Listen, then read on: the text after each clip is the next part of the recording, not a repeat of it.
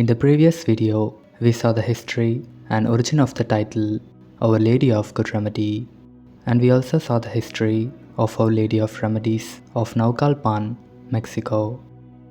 And in this video, we are seeing the history of Our Lady of Remedies of Malate and Pampanga, Philippines.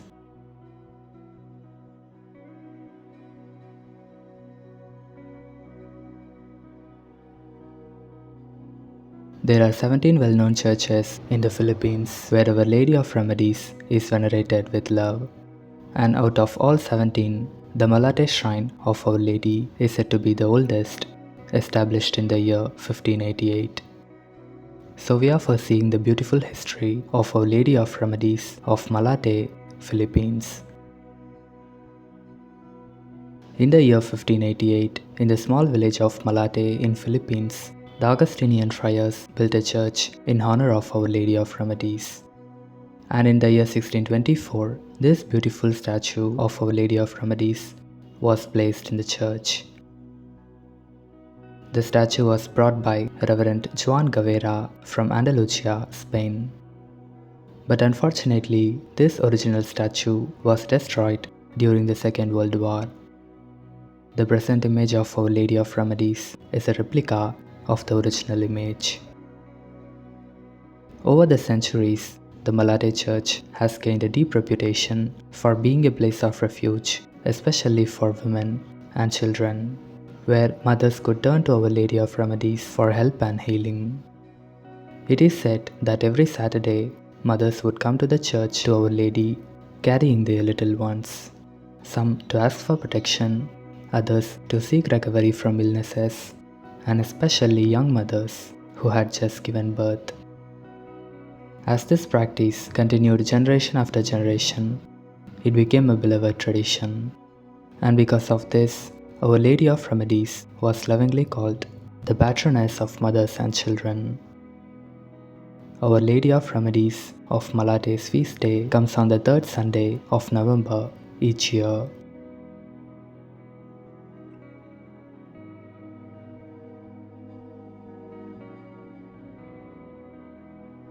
Pampanga is a province located in central Luzon, the northern part of the Philippines. It lies just northwest of Manila, the country's capital. Known for its fertile plains, Pampanga has been one of the country's main centers of agriculture. The people of Pampanga were called Kapampangans. Life for the Kapampangans revolved around farming the land. Most of them were farmers. These farmers spent their days working under the hot sun, planting, harvesting crops. But the heartbreaking part was that these farmers received only a very little pay in return from their wealthy landowners. Despite their hard work, many Kapampangans lived in poverty, trapped in a cycle of debt and dependence. This deep injustice and the widening gap between the rich landlords and the struggling farmers eventually led the people to seek fairness and justice.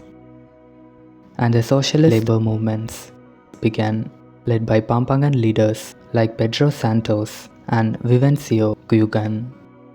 They taught the people about equality, workers' rights, and fighting against social injustice. So that's how socialist ideas started spreading in Pampanga. Then came World War II. During World War II, the Japanese occupied the Philippines. The Filipino people, including many from Pampanga, suffered under that occupation. To fight back, the local people and the leaders formed a group which is named People's Army Against Japan, and many of these fighters were Kapampangans. Now, after the war ended and the Japanese were defeated, the Philippines became free again and the Philippine government took control.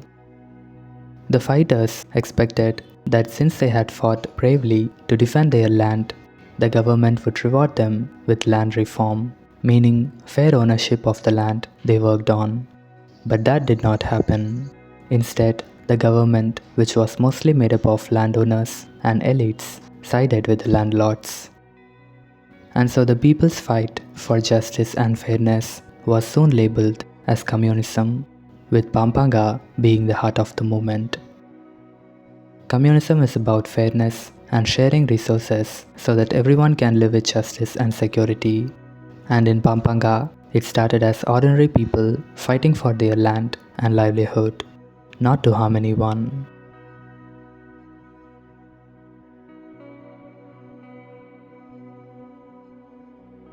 On September 8, 1949, Most Reverend Cesar Maria Guerrero was installed as Bishop of the Diocese of San Fernando, Pampanga.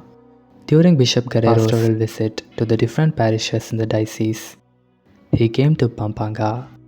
He saw the land blessed and abundant, but also the center and source of communism. Bishop Guerrero's heart grew heavy. He grieved for his people, the deeply faithful Kapampangans, who now is living in constant discord. He understood that even though the Kapampangans were very religious and devoted to God, there was a lack of mutual understanding and kindness among social classes, which was one of the root causes of social unrest in the province. And he said to himself, "Here in Pampanga, there is much piety, but little charity." And to aid the situation, in the year 1952, Bishop Guerrero founded the Crusade of Charity and Goodwill. This crusade was a large-scale charitable effort aimed at helping the poor, promoting kindness, and improving life in the province. It was meant to bring people together and heal divisions through acts of generosity. The bishop organized a committee to oversee the crusade, and he appointed 7 women who were well known for their goodwill and called them Ladies of Charity. These 7 women were from respected families recognized for their virtue and influence.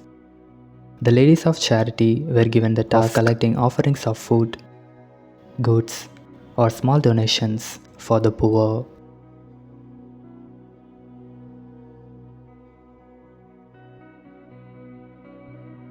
Now, Bishop Guerrero was a native of Malate, Manila, where, as we saw before, was the Malate Church, where Our Lady of Remedies is venerated dearly. He drew inspiration from his hometown devotion and suggested that the Crusade of Charity and Goodwill be placed under the patronage of the Blessed Virgin Mary, under the title Virgen de los Remedios. The people gladly agreed.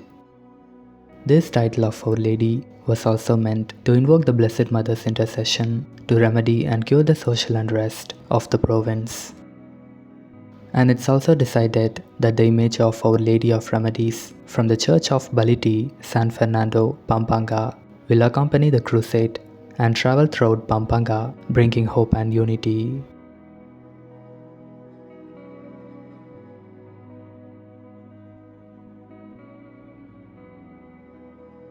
With full confidence in the Mother of God, Bishop Guerrero inaugurated the Crusade of Charity and Goodwill on May 1, 1952. This one-month crusade in each parish began with the arrival of the Virgin of Remedies. Pampanga's governor, together with the bishop, town mayors, and parish priests, with the people, warmly welcomed the Blessed Mother as she was brought from town to town. The governor and bishop repeatedly delivered the message on the need of charity. Missions and catechism were given. Masses were celebrated. Priests patiently waited for penitents, for confessions, and the Holy Rosary was prayed for 20 hours. And offerings kept on coming immensely, which is used for the poor and those most need of. Through these fervent acts, peace was gradually restored in Pampanga. Indeed, all this was attributed to the intercession of the Virgin of Remedies, lovingly called O Indu.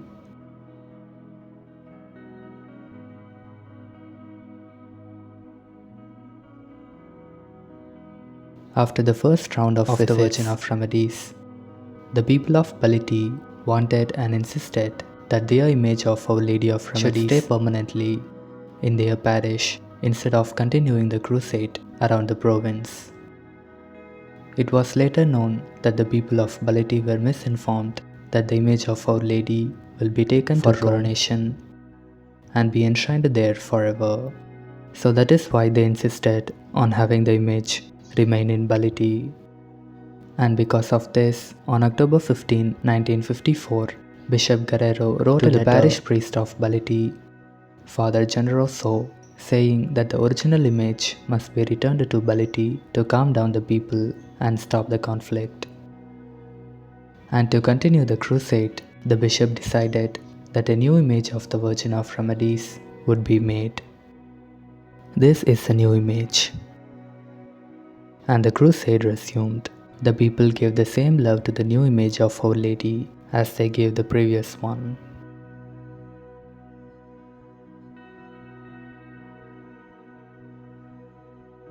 Seeing the great devotion of the people and the impact of the crusade of charity and goodwill, both government and the faithful of Pampanga wanted the image of Our Lady to be formally honored through a canonical coronation. On February 11, 1956, on the feast day of Our Lady of Lourdes, Bishop Guerrero submitted a petition asking Pope Pius XII to grant the canonical coronation.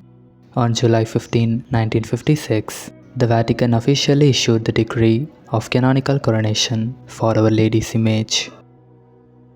And on September 8, 1956, in the presence of 70,000 faithful, the Blessed Mother of Remedies of Pampanga was canonically crowned by the Apostolic Nuncio, assisted by Governor Rafael Lasatin.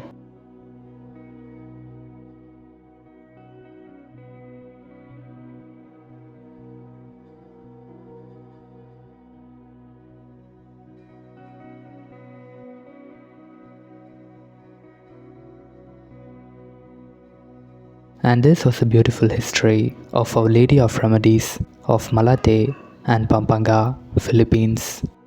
Thank you so much for watching.